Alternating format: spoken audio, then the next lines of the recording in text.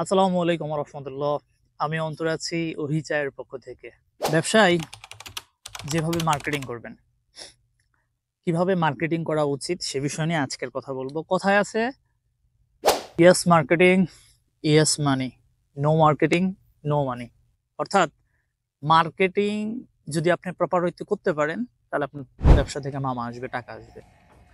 আর যদি মার্কেটিং ঠিকভাবে না করতে পারেন, তাহলে আপনার ব্যবসা থেকে প্রফিট আসবে। আজকে কিন্তু সরিষার ফুলের মধ্যে বসে আছি, দেখতে পাচ্ছেন চারদিকে প্রচুর একদম সরিষার জমি। মাশাল্লাহ, মনে হচ্ছে শৈশবে ফিরে গেছি। যাই হোক, আমরা একটু ভিডিওর কথাই চলে যাই। কেমন ছোটবেলায় আমরা অনেক বাংলা মুভি দেখছি, তাই না? বাংলা মুভির একটা ডায়লগ ছিল, ভিলেন যখন নায়িকারে ধরতো, নায়িকা বলতো কি, শয়তান তুই আমাকে ছেড়ে দে, তুই আমার দেহ পাবি মন পাবি না। তখন ভিলেন একটা অট্ট হাসি দিয়ে বলতো, আমি তো তোর দেহই চাই, তোর মন দিয়ে কি করবো সুন্দরী। এরকম ডায়লগ ছিল না? নিশ্চয়ই আপনি এরকম ডায়লগ শুনছেন, যে এটা যে কোনো জায়গায় হোক। এখন মার্কেটিং ব্যাপারটা কিন্তু এমনই, যারা ব্যবসা করতেছে তারা এখন কাস্টমারের মানি, মানি মিন্স ওই যে নায়িকার দেহ, এখন তারা শুধু টাকার পেছনে দৌড়ায় না, এখন তারা মনের পিছনে দৌড়াচ্ছে। মানুষের মানুষের মনকে গ্রাব করার জন্য তারা চেষ্টা করতেছে।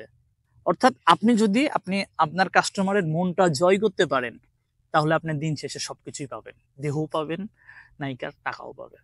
ব্যাপারটা হইছে এমন। অর্থাৎ এখন মার্কেটিং আপনাকে, আগের যে গতানুগতিক মার্কেটিং ছিল সেখান থেকে বেরিয়ে এসে ভিন্ন স্টাইলে, ভিন্ন আঙ্গিকে আপনার মার্কেটিং করতে হবে। অর্থাৎ বলা হচ্ছে যে ইমোশনাল কানেক্টেড, ইমোশনালি আপনার কাস্টমারের সাথে আপনাকে কানেক্টেড হতে যা করা দরকার আপনার সেটা করতে হবে।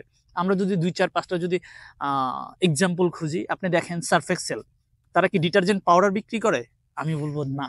তারা বিক্রি করে হচ্ছে আপনার সন্তানের, আপনার দেখেন সার্ফ এক্সেলের যে অ্যাডগুলো আপনারা খেয়াল করবেন, তারা কিন্তু এই যে বাচ্চা কাচ্চারা সুস্থ থাকতেছে, সুস্থ রাখার জন্য, কাপড় চোপড় পরিষ্কার রাখার জন্য, অর্থাৎ বাচ্চার সাথে বাচ্চার হেলথ যে কানেকশন, এই যে আপনার বেবি, এটার সাথে আপনার কি ইমোশনালি আপনি কানেক্ট, তারা কিন্তু সার্ফ এক্সেলের ম্যাক্সিমাম বিজ্ঞাপন দেখবেন এই জাতীয়। এই যে অ্যাপল অর্থাৎ আইফোনের ফোন বলেন, ল্যাপটপ বলেন, এগুলা কি তারা শুধু ল্যাপটপ বা ফোন বিক্রি করতেছে না, আমি বলবো তারা হচ্ছে যে ইনোভেশন এবং টেকনোলজি বিক্রি করতেছে। এখন ইনোভেশন আর টেকনোলজি, ইনোভেশন উদ্ভাবন করতেছে, টেকনোলজি তারা বিভিন্ন নতুন নতুন টেকনোলজি তাদের ডিভাইসগুলোতে সংশ্লিষ্ট করতেছে। এই জন্য মানুষ, তারা এই মানে অ্যাপলের প্রতি এত বেশি আকর্ষণীয়। ঘরের বউরে মানুষ যেভাবে যত্ন না করে, সেভাবে কিন্তু একটা কিংবা আইফোন কিনলে সে যত্ন নেয়। আইফোন কিনলেই দেখবেন যে সে বলতেছে ফ্যামিলির নতুন মেম্বার, আয়নার সামনে গিয়ে একটা ছবি তো উঠাচ্ছে লোগো সহ। এই যে ইমোশনালি কানেক্ট করতে পারছিল বিধায় তারা কিন্তু আজকের দুনিয়ায় লিডিং পজিশনে আছে।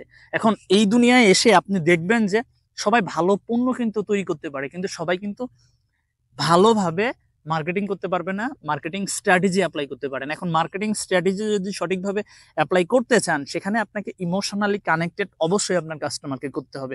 তা না হলে ভাই আপনি এই দুনিয়ায় মার্কেটিং করে আগাই যেতে পারবেন না। প্রথম যে কথা বলেছিলাম, ইয়েস মার্কেটিং, ইয়েস মানি, নো মার্কেটিং, নো মানি। তাহলে আপনারে যদি সঠিকভাবে মার্কেটিং করতে হয়, টাকা পয়সা ইনকাম করতে হয়, তাহলে আপনারে ইমোশনালি কানেক্টেড হইতে হবে আপনার কাস্টমারের সাথে। সেটা কিভাবে হবেন?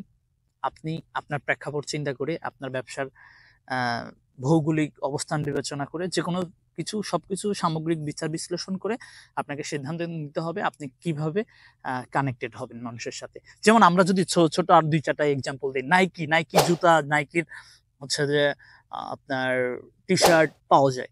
এখন নাইকির একটা টি শার্ট আপনি 10,000 টাকা দিয়ে কিনলেন শোরুম থেকে, এইটা পরার পরে আপনি যে ফিল পান, আপনি যে অনুভূতি হয়, সেটা হচ্ছে কি মেন্টাল স্যাটিসফ্যাকশন, যে আমি যেটা পড়ছি আমাকে ভালো মানে আমাকে ভালো অনুভূতি দিচ্ছে।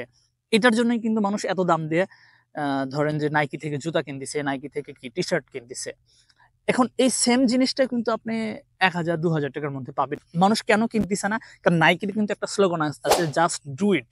অর্থাৎ তারা আপনাকে মানে আগায় যাওয়ার জন্য প্রেরণা দিচ্ছে। নাইকির জুতা পরলে আপনি অন্য সবার চাইতে বেশি দ্রুত আগায় যেতে পারবেন। এই জাতীয় অর্থাৎ জাস্ট ডু ইট ইমোশনালি কিন্তু আপনারে কানেক্ট করতেছে। এইজন্য আপনি নাইকি পড়তেছেন। নাইকির যে জুতা অন্য ব্র্যান্ডের যে জুতা গুণগত মানের ক্ষেত্রে একই পাবেন, কিন্তু তাদের ব্র্যান্ড ভ্যালুটা কেন বাড়ছে? কারণ আপনি সেটা পড়ার পরে নিজে ফিল পাচ্ছেন জাস্ট ডু ইট, আমাকে এগিয়ে যাইতে হবে, আমাকে করতে হবে, তাই না? তো এইরকমই মানুষকে আসলে আপনাকে ইমোশনালি গ্রাব করে আপনাকে ইমোশনাল ওয়েতে মার্কেটিং করে আগাই যাইতে হবে, তবেই আপনি দিন শেষে আপনার বিজনেসের ক্ষেত্রে সফল হইতে পারবেন। এখন আমি যেহেতু কাজ করি কি নিয়ে, চা নিয়ে, অনেক উদাহরণ টানলাম, আর উদাহরণ না টানি। এখন আমার চা নিয়ে যারা কাজ করতে চান বা যে কোনো কোম্পানি থেকে চা নিয়ে ব্যবসা করে যদি আগায় যাইতে চান, তাহলে কিভাবে আপনি ইমোশনালি কানেক্টেড করবেন কাস্টমারের সাথে? এখানে আপনি যখন মার্কেটে কাজ করবেন, মার্কেটে যাবেন, আপনার যে কাস্টমার গুলো থাকবে তাদের সাথে আপনার খুবই ভালো সুসম্পর্ক সৃষ্টি করতে হবে। অর্থাৎ মানবিক মানুষ হইতে হবে ভাই ব্যবসা করতে গেলে। অনেক বড় বড় কোম্পানির উদাহরণ টানলাম, যেহেতু আমরা ছোট পরিসরে কাজ করতেছি। তো আমরা যেটা করতে পারি সেটা হচ্ছে যে আমি আমার কাস্টমারকে ইমোশনাল ভাবে যদি অ্যাটাক করতে চাই, তাহলে আমি করব কাকে অ্যাটাক? আমি করব হচ্ছে যে আমার যারা ডিলার ভাই আছে তাদেরকে। কিন্তু আমার ডিলার ভাই কাদের সাথে করবে? তার যে দোকানি আছে তাদের সাথে। এবং দোকানদারের সাথে আপনি ইমোশনালি কিভাবে কানেক্টেড হবেন? দোকানদারের সাথে ইমোশনালি কানেক্টেড হইতে গেলে বিভিন্ন ওয়ে আছে। আপনি আপনার জায়গা থেকে একটু দেখার চেষ্টা করেন যে আপনার জন্য কোনটা অ্যাপ্রোপ্রিয়েট, হ্যাঁ? এখন চশমা চোখে দিয়ে এখানে প্রচুর রোদ। তারপরে কথা বলি, হ্যাঁ? ঘেমে যাচ্ছি, চেহারা কালো হয়ে যাচ্ছে, মানে সুন্দর চেহারা কালো হয়ে যাচ্ছে, খারাপ লাগতেছে। হ্যাঁ, তাড়াতাড়ি কথা বলে শেষ করো। ওকে, ঠিক আছে, আমরা তাড়াতাড়ি শেষ করে দিব।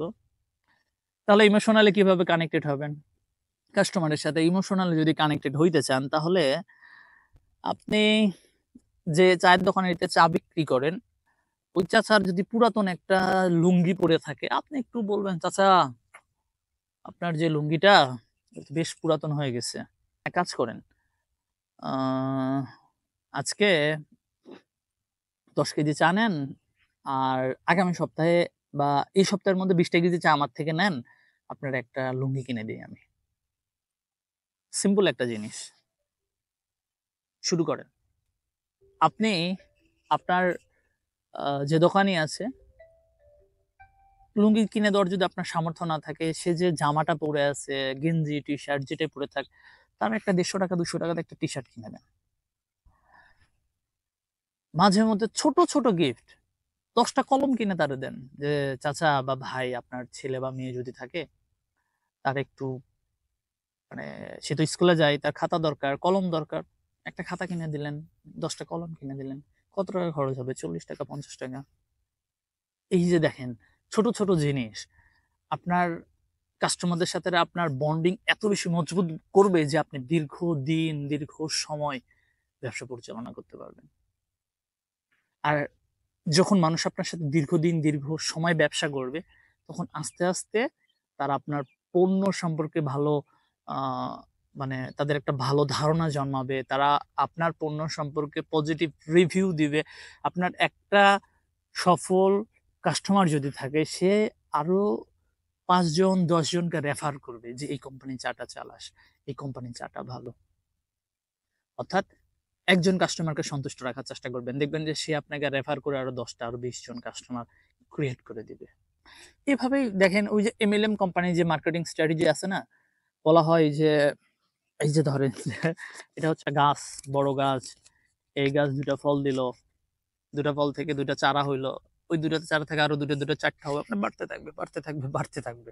তো ব্যাপারটা এমন যে আপনি আস্তে আস্তে ধৈর্য সহকারে লেগে থাকুন, কষ্ট করুন, মানুষকে ইমোশনালি কানেক্ট করুন আপনার সাথে, দেখবেন যে ভালো কিছু হবে আপনার ব্যবসার জন্য। তো আজকের ভিডিওতে মূলত আমি আপনার কাস্টমারের সাথে আপনাকে ইমোশনালি কানেক্টেড হইতে হবে, এই ব্যাপারটা বোঝানোর জন্যই জোর দিছি এবং বেশ কয়েকটা উদাহরণ টেনেছি, এই জন্য যে আপনি যাতে বুঝতে পারেন যে আসলে কিভাবে মার্কেটিং করা উচিত।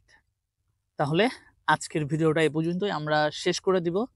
যারা আমাদের ভিডিওর সাথে ছিলেন অসংখ্য ধন্যবাদ। ওহি চা নিয়ে কাজ করতে চাইলে আমাদের সাথে যোগাযোগ করতে পারেন। ভিডিওর ডিসক্রিপশনে আমাদের নাম্বার দেওয়া থাকবে, স্ক্রিনে যে নাম্বারটা দেখতে পাচ্ছেন সরাসরি ফোন দিবেন, আমার সাথে কথা বলতে পারবেন। কথা বলে আপনার এরিয়া, বাংলাদেশের যে কোনো প্রান্তে হোক না কেন, আমরা আপনার এরিয়াতে চা পাঠাই দিব। তো আজকের ভিডিওটা এই পর্যন্তই, সবাইকে ধন্যবাদ। দেখা হচ্ছে অন্য আরেকটা ভিডিওতে। আর সবাইকে এই যে সরিষা ফুলের শুভেচ্ছা রইল। ধন্যবাদ সকলকে। আসসালামু আলাইকুম।